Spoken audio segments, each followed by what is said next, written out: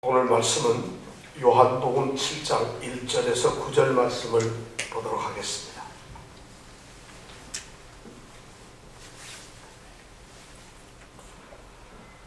아, 7장 1절에서 5절까지는 여러분들이 읽으시고 6절부터 9절은 제가 읽도록 하겠습니다. 다 같이 읽겠습니다. 이후에 예수께서 갈릴리에서 다니시고 유대에서 다니려 아니하심은 유대인들이 죽이려 함이로라. 유대인의 명절인 초막절이 가까운지라. 그 형제들이 예수께 이르되 당신의 행하는 일을 제자들도 보게 여기를 떠나 유대로 가소서. 스스로 나타나기를 구하면서 묻혀서 일하는 사람이 없나니 이 자신을 세상에 나타내소서 하니 이는 그 형제들이라도 예수를 믿지 아니함이로라. 예수께서 가라사대 내 때는 아직 이르지 아니하였거니와 너희 때는 늘 준비되어 있느니라. 세상이 너희를 미워하지 못하되 나를 미워하나니 이는 내가 세상의 행사를 악하다 증거함이라. 너희는 명절에 올라가라. 나는 내 때가 아직 차지 못하였으니 이 명절에 아직 올라가지 아니하노라. 이 말씀을 하시고 갈릴리에 머물러 계시니라. 아멘.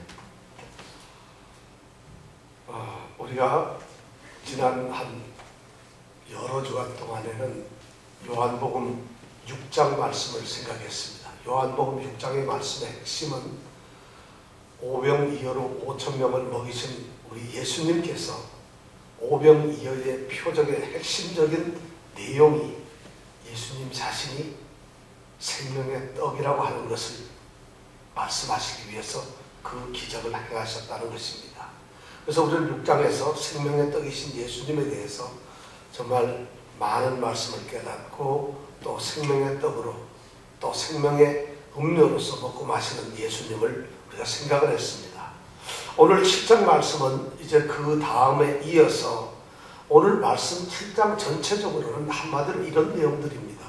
예수님께서 초막절이라고 하는 절기에 예루살렘에서 초막절의 진정한 의미가 무엇인가를 사람들에게 가르쳤습니다.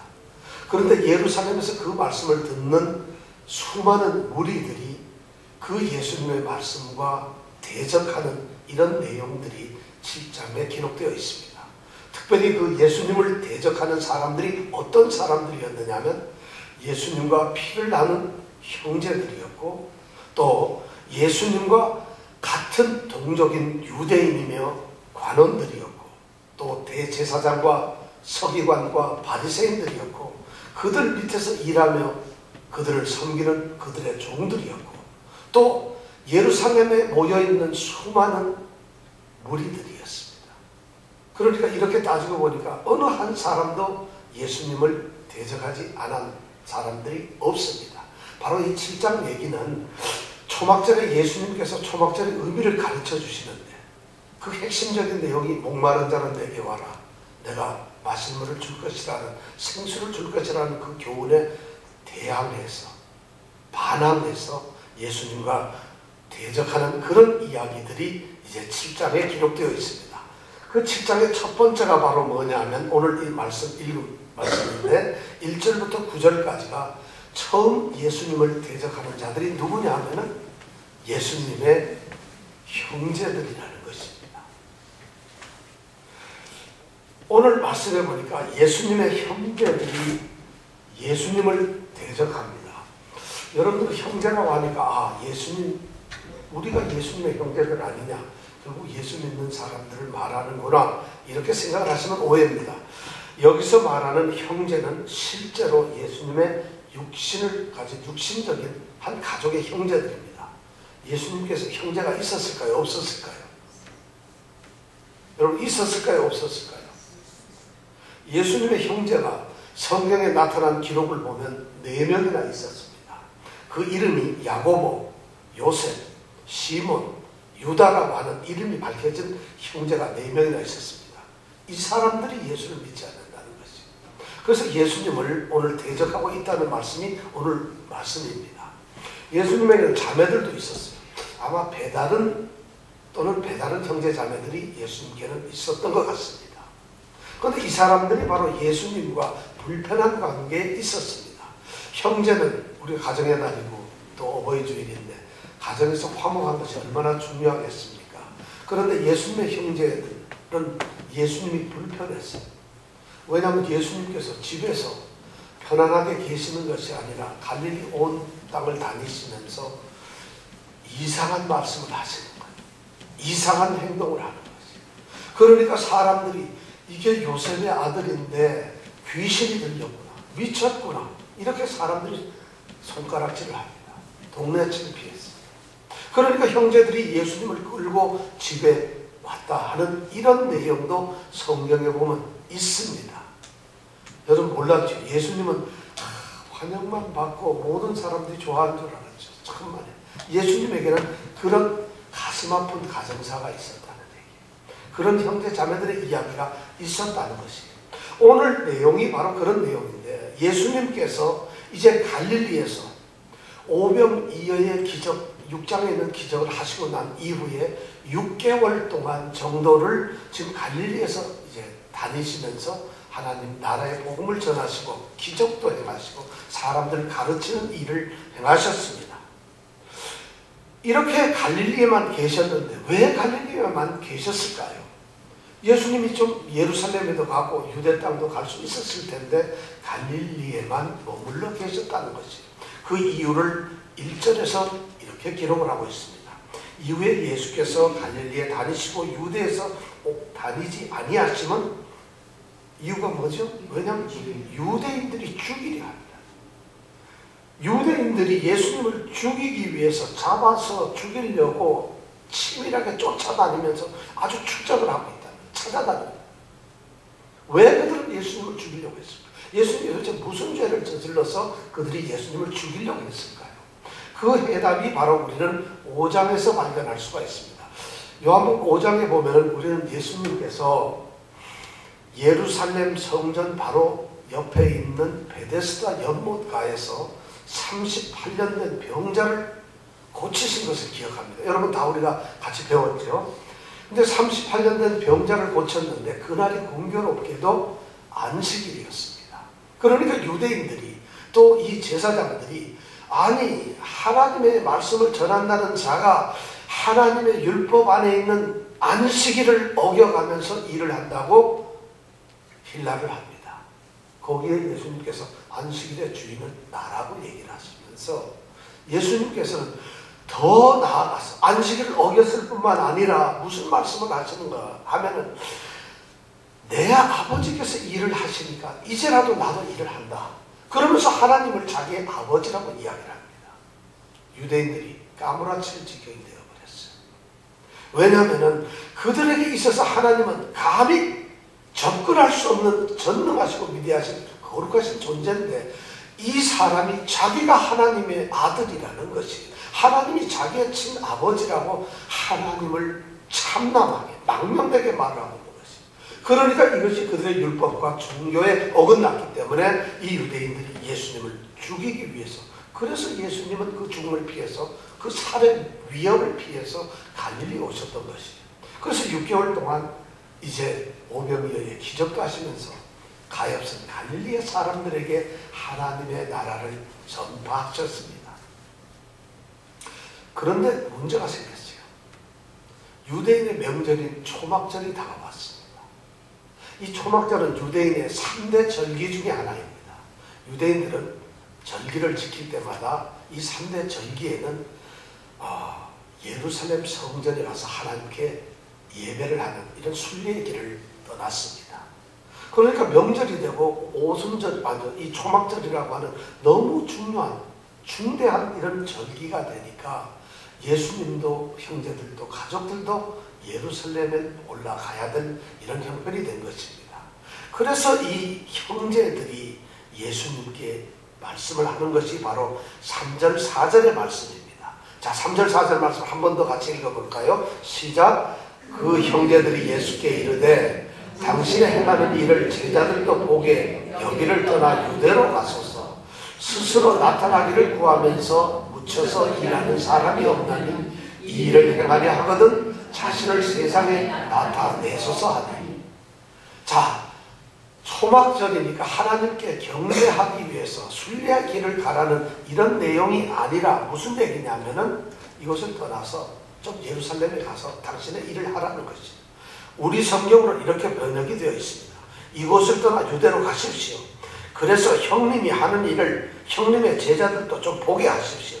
세상에 알려지기를 바라면서 숨어서 행동하는 사람이 어디 있겠습니까? 형님이 이런 일을 할 바에는 형님 자신을 세상에 좀 드러내십시오.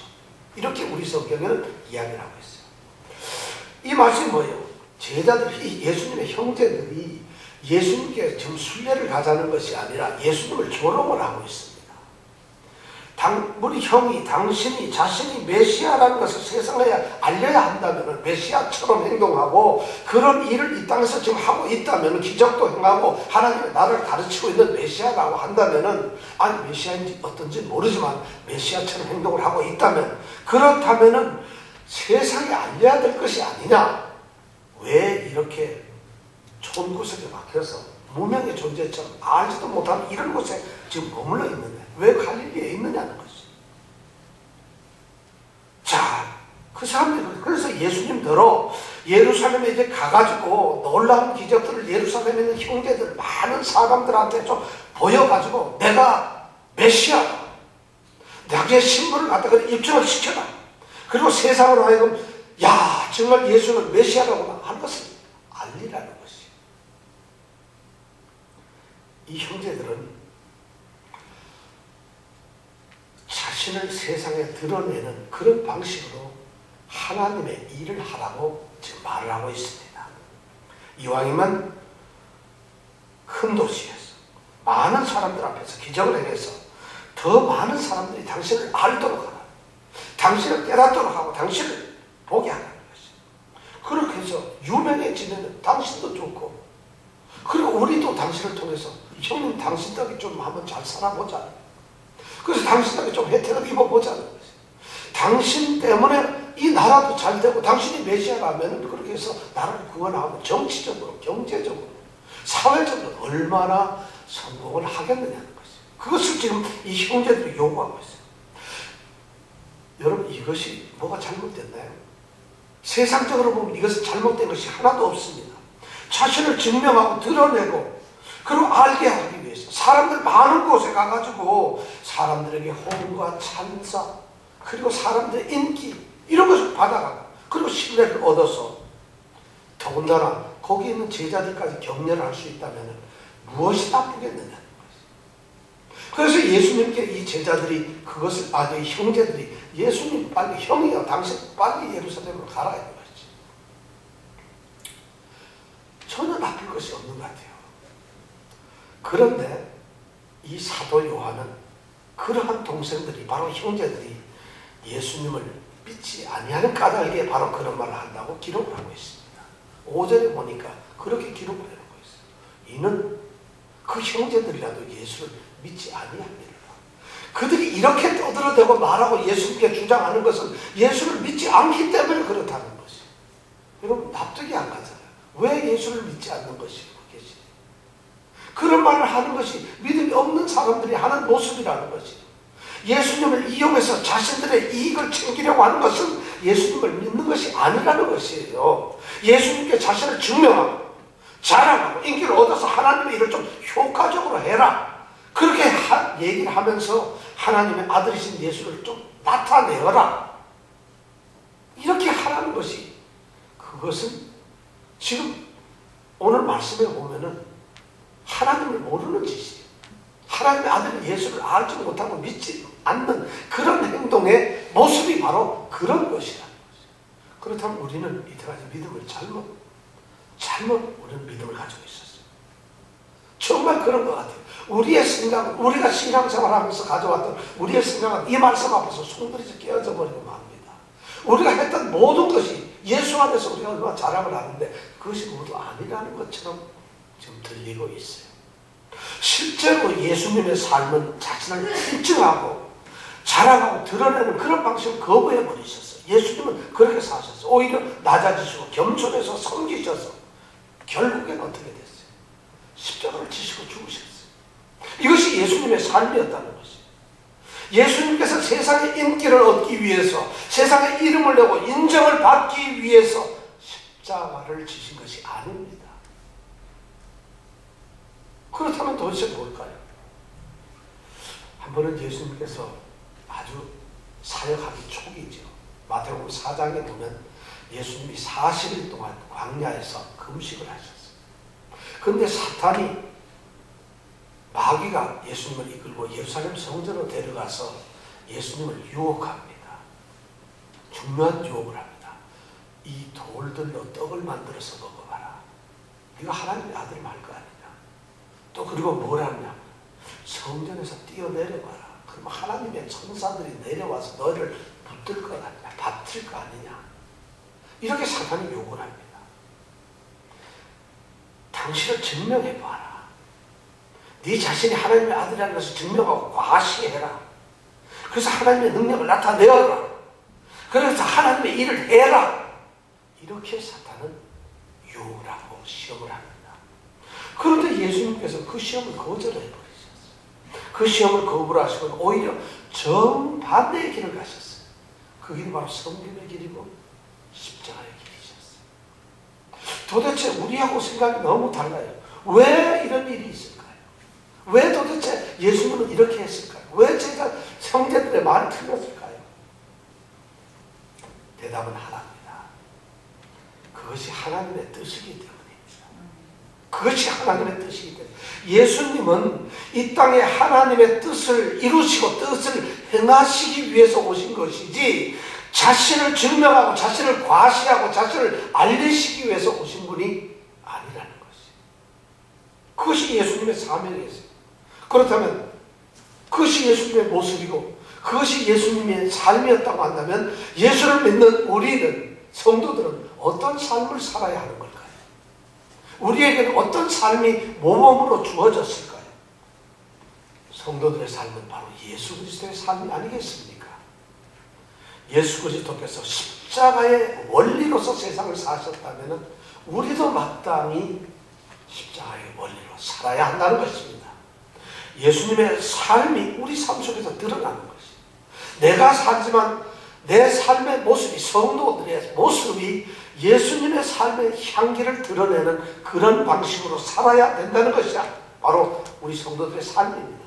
이 세상에서 주는 인기나 명예나 이 세상이 주는 행복이나 이 세상이 주는 어떤 그 즐거움이 아니라, 그것을 추구하면서 살아가는 것이 아니라 그리스도를 어떤 환경 속에든지 닮아가며 하나님의 나라와 의를 이루기 위해서 살아가는 것이 바로 성도의 삶이라는 것입니다. 이것이 바로 오늘 성경 말씀에서 우리에게 던져주는 교훈입니다. 여러분들에게 수수께끼를 한번 낼게요. 이 사람이 누군가 한번 알아맞혀 보세요.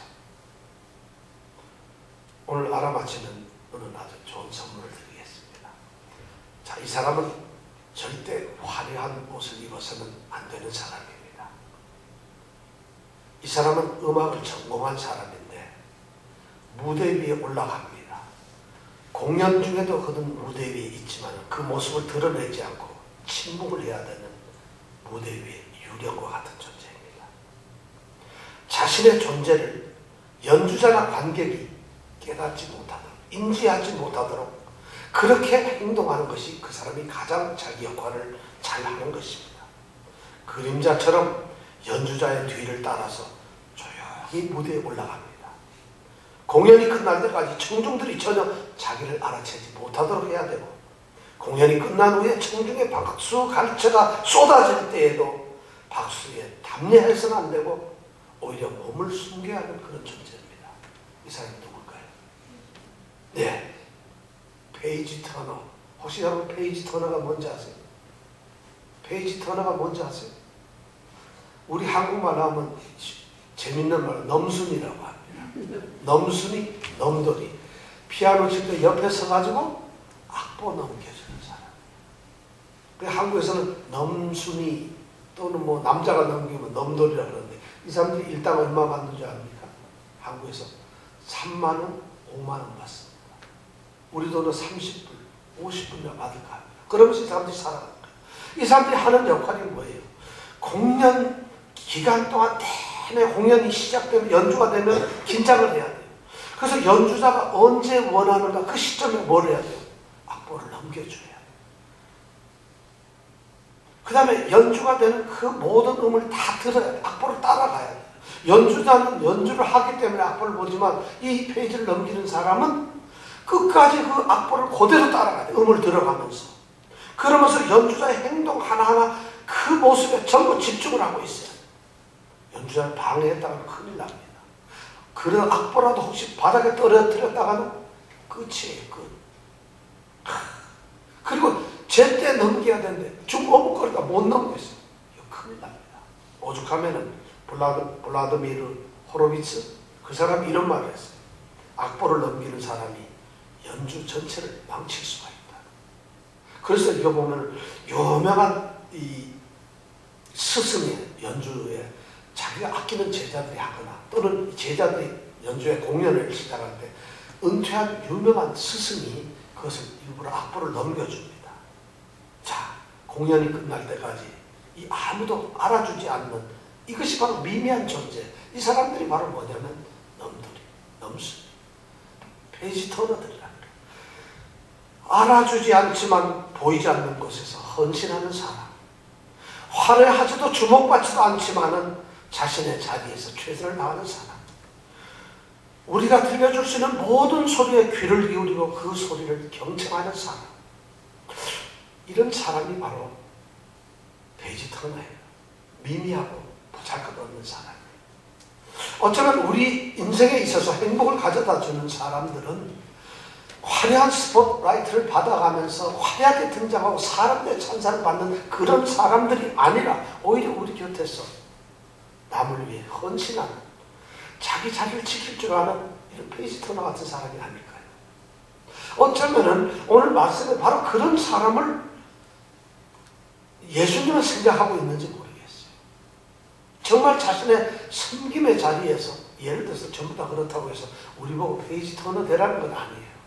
그런 모습을 가져야 되지 않을까요? 그런데 교회는 오늘날 그런 것을 잊어버렸어요. 이러죠. 세상에서 성공해서 하나님을 증거해라. 여러분, 세상에서 성공해서 높은 자리에 올라가서 돈도 많이 벌고 출세를 해서 그렇게 해서 사람들에게 예수 믿으면 나처럼 이렇게 된다. 이걸 증거하라고 교회가 그런 것을 충동질하고 있어요. 복음은, 하나님의 나라는 그렇게 전달되는 것이 아닙니다. 하나님의 나라는 그렇게 세워지는 것이 아니에요. 사람이 성공해서 그것을 모델 케이스로 보고 내가 예수를 믿었더니 이렇게 되었더라. 너희들도 예수를 믿으면 이런 것을 얻게 된다는, 이것이 어떻게 세상의 방법이지 하나님의 방법이겠어요. 근데 교회들이 다 그렇게 하고 있어요. 위로 올라가려는 생각들, 그래서 어떤 드러내려고 자기 행동을 드러내고 자랑하고 자기를 인정받으려고 하는 이런 행동들이 오늘날 교회 안에서 똑같이 있다는 것이에요. 교회 안에서조차 자신을 드러내려고, 과시하려고, 인정을 받기 위해서 몸부림을 치고, 그것이 마치 신앙생활의 좋은 모습인 것처럼 살아갑니다. 기도 많이 했다는 걸 자랑합니다. 내가 성경을 엄청나게 읽었고 안다는 것을 자랑합니다. 봉사는 내가 우리 교회에서 봉사 대장이 있지요. 내가 주일 지키기는 1년에 내가 딱 2번 빠지고 한 번도 안 빠졌습니다.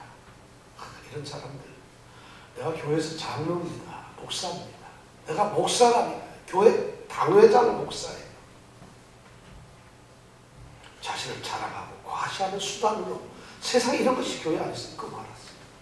이런 사람이 있다면 이거 되겠습니까? 예수님 앞에서 예수님을 높이는 것이 아니라 자신을 높이고 있어요. 이것이 성도의 모습이 아니에요. 오늘 이 말씀 가운데서 우리에게 들려주는 핵심적인 것은 당신 성도들이 세상의 편에 설 것인가 하나님의 편에 설 것인가 우리에게 도전하고 있어요.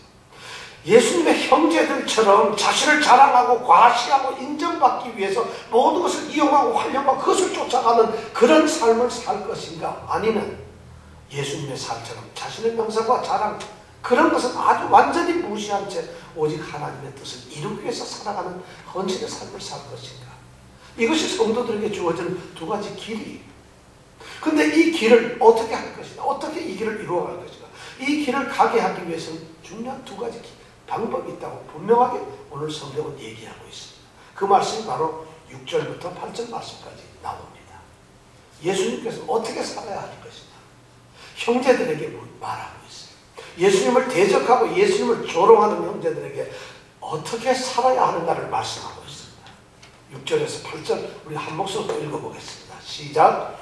예수께서 가라사대 내 때는 아직 이르지 아니하였거니와 너희 때는 늘 준비되어 있느니라. 세상이 너희를 미워하지 못하되 나를 미워하나니 이는 내가 세상의 행사를 악하다 증거함이라. 너희는 명절에 올라가라. 나는 내 때가 아직 차지 못하였으니 이 명절에 아직 올라가지 아니하노라. 예수님의 때가 있고 형제들의 때가 있습니다. 나는 가야 할 때가 있는데 아직 때가 되지 않았다. 그렇지만 너희들은 언제든지 갈 수가 있다는 것이죠. 너희는 세상 편이기 때문에 세상이 너희를 결코 미워하지 않는다.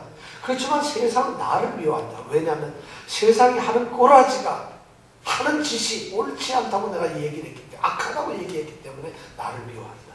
그래서 나는 못 올라간다는 것이죠. 너희들은 지금 올라가도 아무도 너희를 붙잡지도 않고 박해하지 않는다고 예수님은 지금 그런 말씀을 제자들에게 하세요. 그런데 여기에 중요한 말씀이 나와요. 때가 있다는 거죠. 성경에는요, 때가 두 가지 의미를 가지고 있습니다. 하나는 하나님이 나라를 완성해가는, 하나님이 사람을 구원하는 이 구속을 하는 역사가 있는데, 그 구속의 역사에 나타나는 어떤 아주 귀중한 때를 하나님에 따라고 합니다. 그것을 크로노스, 카이로스라고 합니다. 카이로스. 그래서 하나님의 은혜에 따라고 하는 것이죠. 우리 성도들은 바로 그 카이로스, 하나님의 은혜의 때 때문에 우리는 부름을 받았고 성도로서 우리는 세움을 받아 하나님의 자녀가 되었다는 것이죠. 그런데 세상 사람들이 살아가는 때가 있어요. 그건 크로노스라고 하는 건데, 그냥 흘러가는 시간이, 역사의 그냥 시간들이 아무도 막을 수도 없고 그냥 오늘 가면 내일 오고 내일 모르는 이런 흘러가는 시간을 크로노스라고 합니다. 우리 세상 사람들은 그런 크로노스의 시대 때에서 살지만은, 믿는 사람들은 그런 때에 살지만은 하나님의 은혜의 때, 카이로스의 때를 살아가는 사람들이란 이런 얘기예요. 그래서 예수님의 때가 있다는 거예요. 예수님께서 너희들은 올라가도 괜찮다는 거예요. 그런데 나는 올라갈 때가 아니라는 거예요. 그럼 도대체 예수님의 때는 뭘까요? 여기서 말하는 예수님의 때는 예수님께서 고난을 받아야 되고, 십자가에 죽어야 되고, 그리고 부활하셔야 되고, 그 영광을 받아서 승천하셔야 되는 그런 때를 말하는 거예요. 그런 때가 예수님은 아직 되질 않았다는 것이. 왜 그럴까요? 예수님께서는 지금 이 시간은 초막절이잖아요. 그런데 예수님이 돌아가시는 그리고 부활하시는 때는 6월절이에요. 예수님께서는 이 땅에 하나님의 어린 양으로 오셨어요. 그러니까 6월절에 어린 양이 죽는 것처럼 예수님이 십자가에 죽으시는 것은 바로 6월절 절기예요. 그럼 아직도 이 초막절부터 6월절까지 가려면은 6개월이 더 있어야 돼요. 예수님은 이미 하나님께서 정하신 길을 알고 계셨고 하나님의 때를 알고 계셨기 때문에 지금은 올라갈 수가 없다는 것이. 지금은 그런 때가 아니라는 것이. 하나님께서 하나님의 일을 위해서 자신을 이 땅에 보내시고 자신을 통해서 이루어내는 그 시간의 때가 있다는 것을 예수님은 알고 있었다. 그 때를 기다리고 계셨다는 것이.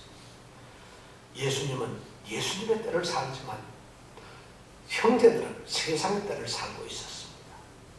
그렇다면 성도들은 어느 때를 살아야 될까요?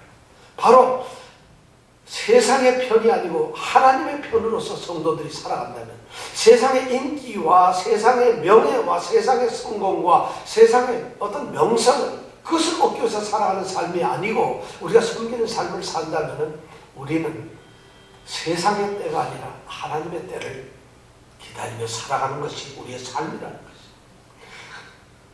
세상에서는 세상의 때를 따라서 세상에서 명성을 얻고 인정도 받고 학성을 얻고 그럽니다.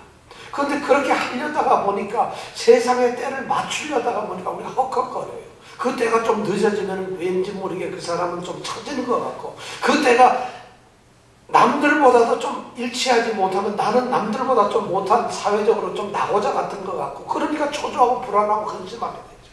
그리고 그 때 때문에 세상 사람들 넘어지죠. 이것이 세상의 때라는 거죠. 세상의 때는 우리에게 걸림돌이 되기도 하고 힘들기도 합니다. 세상의 때는 믿는 자들을 까딱하면 넘어뜨리기도 한다는 것이. 창세기에 보면 아브라함과 사라가 대표적인 사람이죠. 그들에게는 애가 없어요. 아들이, 자식들이 생기지 않아요. 그러니까 이 사라가 조바심이 생겼죠. 도대체 100살이 다 돼갔는데 애가 없어요. 그러니까 자기 종을 아브라함에게 주죠. 그리고 애를 낳습니다. 그 애는 누구죠? 하갈이라는 여종을 통해서 이스마엘을 낳게 됩니다. 이스마엘이 누구예요? 오늘날 아랍의 세력들 아니에요. 하나님께서 약속의 아들인 이삭을 약속하셨고 하나님의 때에서 기다려야 되는데 그들이 세상의 때로 세상의 방법으로 했을 때 인류의 역사는 고통스럽게 빠져요. 하나님의 때를 기다려야 됩니다. 성도들이 누구예요? 성도라고 하는 존재는 구속사, 하나님의 구원의 역사 시간 속에서 이미 정해진 시간을 따라 살아가는 사람들이에요. 그래서 어느 시점에 우리는 구원을 받도록 부름을 받았어요. 그리고 이 하나님의 때를 살아가면서 이 세상에서 구원을 이루어가는 사람들이에요. 그리고 하나님이 정하신 그 종말의 때에 우리는 하나님의 나라가 완성되는 그때에 우리는 구원을 완성받게 되는 거죠. 천국에 들어갈 거라는 거죠. 이것이 바로 성도들이 살아가는 하나님의 때를 살아가는 사람들이에요. 세상의 시간표와 관계없이 하나님의 뜻을 위해서 살아가는 성도들에게는 말이죠, 실패의 시간들조차도 지루한 고통의 시간이 아니라는 것입니다. 하나님의 때를 기다리며 하나님의 때를 사모하는 자들에게는 결코 그렇지 않다는 것이에요. 하나님께서 가난 속에서 기다리라고 하면 기다려야 합니다. 하나님께서 어려운 환경 속에서 기다리라고 하면 기다려야 합니다. 하나님께서 질병 가운데서 기다려야 한다면 기다려야 합니다. 하나님께서 슬픔과 괴로움 속에서 기다려야 한다고 한다면 우리는 기다려야 합니다. 하나님의 때를 기다리며 인내하면서 하나님의 때를 인식하면서 살아가는 것, 이것이 바로 성도들입니다. 성도들에게 행하시는 모든 사건들, 그 시간들은 말이죠, 하나님께서 사랑하는 자녀에게 가장 좋은 것을 주시기 위해서 정해놓고 섭리하시는 그런 시간들이고 사건들이라는 것이. 그런 믿음을 우리가 가지고 있을 때, 그런 것을 가지고 있을 때 성도들은 어떠한 환경 속에서도 좌절하거나 근심하지 않을 수 있습니다. 원망하지 않고 살아갈 수가 있어요. 왜냐하면 하나님의 때는 하나님이 정하시는데 모든 능력에 뛰어나시고 지혜와 명철이 뛰어나신 하나님, 그 하나님이 정하신 때가 있다는 것이. 그 하나님이 우리를 지키기 때문에 우리 성도들은 그 때를 기다리며 살아가는 사람들이에요. 그렇다면 우리에게 가장 고귀한, 가장 귀한, 정말 그런 더 없는 구원을 약속하셨고 그것을 보장해 주신 하나님, 그 하나님이 우리를 구원하셨는데 그 하나님이 우리의 하나님의 때에 맞춰서 우리를 이끌어 가시는데 무엇을 슬퍼해야 되겠습니까? 무엇을 근심해야 할까요? 도대체 무엇을 원망할 수 있겠습니까? 아니 무엇을 우리가 부러워할 수 있겠어요? 무엇을 우리가 더 바랄 수가 있겠어요? 성도들은 세상의 가치에 대한, 세상이 주는 가치에 대한 욕망이나 탐욕이나 탐심을 이미 벗어난 사람들입니다. 그런 것이 우리에게 관계없는 사람. 우리 성도들은 그런 것에 벗어나서 하나님의 의를 먼저 구하는 그런 사람들이라는 것입니다. 성경은 우리에게 말씀합니다. 세상적인 어떤 경쟁, 승리, 축복, 소유, 그 따위들을 자랑하지 말라고 성경은 말합니다. 우리에게 성경은 그렇게 말을 하고 있어요. 그런데도 성도들이 살면서 성도의 가치를 세상적인 직업이라든가 세상적인 능력이라든가 세상에서 얼마 돈을 받느냐 연봉 같은 것으로 성도들의 가치를 판단하다고 한다면 그게 말이 되겠습니까?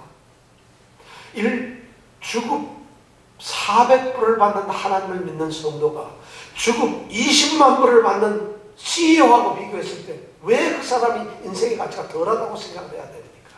아닙니다. 인생의 가치는 세상이 주는 세상의 경제적 가치로 평가하거나 판단 내려질 것이 아니라는 것이.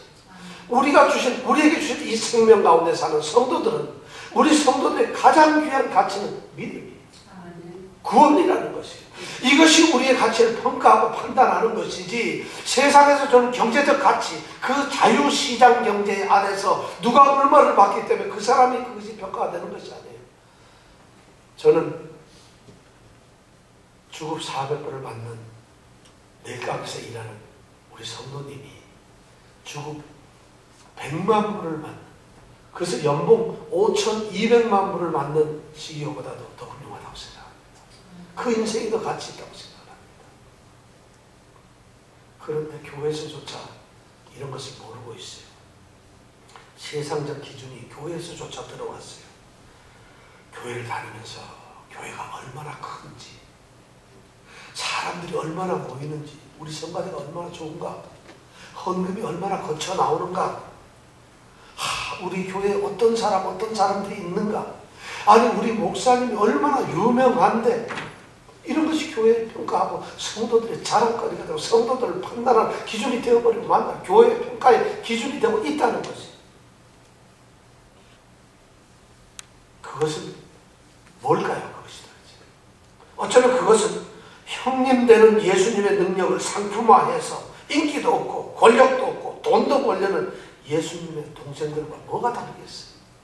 예수님의 동생들이 하는 짓과 도대체 뭐가 다르겠느냐?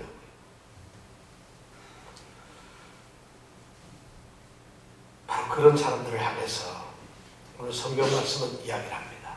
이는 그 형제들이라도 예수를 믿지 아니하리로다. 말씀을 맺습니다.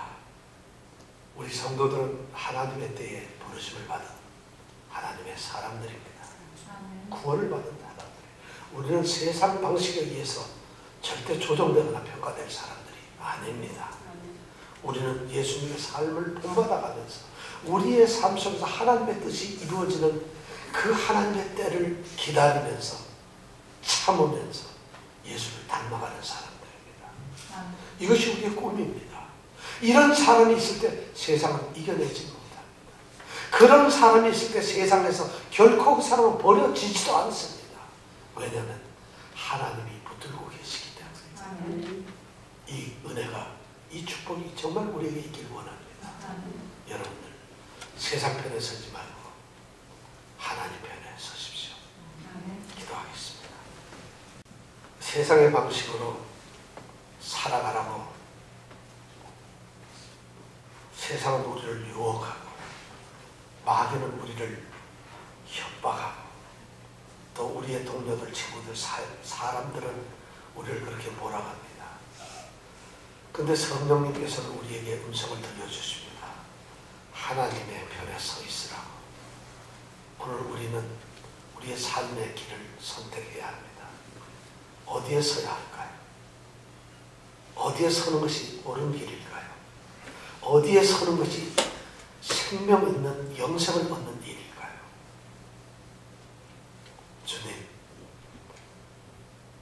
주님께서 주님을 조롱하는 형제들에게 하신 말씀을 통해서 우리는 믿음의 사람들의 모습을 발견하게 됩니다. 하나님의 뜻을 찾는 사람들 되게 해주시옵소서. 어느 한 수가도 하나님께서는 택하신 자들을 어느 한 수가도 버리지 아니하시고 지키시고 인도하십니다. 하나님은 영원토록 우리를 버리지 않고 떠나시지 않습니다. 늘 함께 하십니다. 이 성도의 귀한 은혜를 깨달으며 힘있게 세상을 살게 하여 주시옵소서. 예수님 이름으로 기도드렸습니다.